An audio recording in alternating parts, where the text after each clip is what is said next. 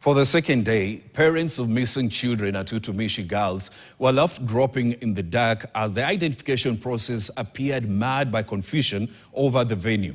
Even with the arrest of what authorities describe as key persons of interest, anger and tough questions are mounting over whether negligence, complacency, and failure to enforce safety recommendations may have cost innocent lives. Will anyone finally be held accountable, or will this tragedy simply pass as yet another statistic? KTN's Francis Ontoma reports. The horror of young innocent girls who left home in pursuit of education, returning to their families in body bags. Lives cut short in the most horrific and traumatic way. Day 2 at the Naivasha Funeral Home, and grief is in the air. More and more families are trooping here, hoping to view the remains of their children. They had been told this is where the process of DNA identification would start, but to their chagrin, You spend money? Mtoto ameenda. That's bad. Shule wamechukua pesa, wataturudishia hiyo tutakuwa tukilipa. That's bad. The venue has been changed to Gilgil. Mwenye anaenda kutolewa DNA na mtu mwingine anamwakampani mtu mmoja tuwabebe. Kama uko na gari yako ni sawa, lakini mwenye ana gari ama mwenye anasikia ako naye na asiendesha, huyo tutabeba. Watu wawili per family.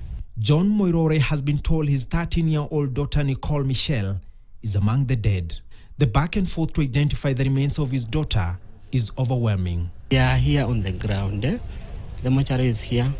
The samples of our daughters or our sons are, our daughters are here.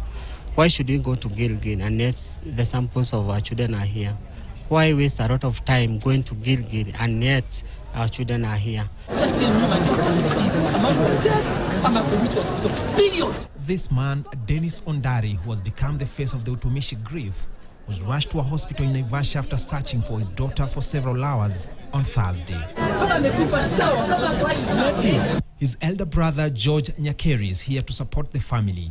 He says they have learned that young Cheryl Ondari, a grade 10 girl with a promising future, might be among the 16 who perished. Nashangaa inaweza kuwaje watoto bado shule ziko bado kuna hiyo njia ya kuweza kufungia watoto ndani, hata dirisha basi kufungua, hata kama ni kuruka wangeruka tu kuliko wafungiwe ndani waweze kuchomeka. But even with the arrest of 8 key persons of interest, difficult questions over possible institutional failures cannot be ignored. Where was the dormitory matron at the time of the emergency?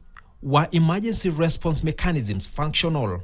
And just how did a deadly fire spiral out of control within an institution located near multiple high-security installations that include police, military, and intelligence facilities? Although the media was barred from accessing the Melino Ethera dormitory, a closer look at parts of the dormitory showed some windows that appeared inconsistent with recommended emergency escape standards, amid reports that some learners may have struggled to get out. Around 7 students had fractures that resulted from jabbing from. According to the Safety Standards Manual for Schools in Kenya 2008, dormitory windows must not have fixed grills, must open outward easily, and must serve as possible alternative escape route during emergencies like fires. Just who bears responsibility when children die in institutions entrusted with their safety? Beyond the speeches and press statements, focus now shifts to accountability. Who failed the little ones of Utumishi, and for how long will the country fail to learn from past mistakes? Francis Ontoma, KTN, Utumishi Girls Academy, Gilgil. Locked doors